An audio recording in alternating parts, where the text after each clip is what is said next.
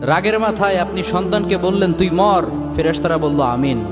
তোর ভবিষ্যৎ অন্ধকার, ফেরেশতারা বলল আমিন। রেগে মেগে আপনি আপনার মেয়েকে বললেন জীবনেও তোর কপালে স্বামীর ভাত জুটবে না, ফেরেশতারা আবারও বলল আমিন।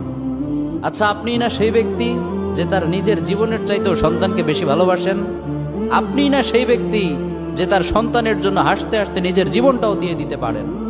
আপনি না সেই ব্যক্তি যে আল্লাহর কাছে নিজের চাইতেও সন্তানের জন্য বেশি দোয়া করে? তাহলে কি করে নিজের হাতে নিজের সন্তানের এত বড় ক্ষতি করতে পারলেন? Doesn't make any sense.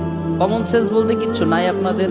আপনারা কি জানেন না আপনাদের রাগের মাথায় বদদোয়া করাগুলো ফেরেশতারা আমিন বলে? দাওয়াতুল ওয়ালিদ আলা ওয়ালাদি, বাবা মা তার সন্তানের জন্য যেই দোয়া করে সেটা ভালো হোক কিংবা বদদোয়া হোক, আল্লাহ সেটাই কবুল করে নেয়। এজন্য খবরদার, নেভার কার্স ইউর চিলড্রেন। রাগের মাথায় কখনো সন্তানকে অভিশাপ করবেন না। খুব বেশি রাগ উঠে গেলে তার জন্য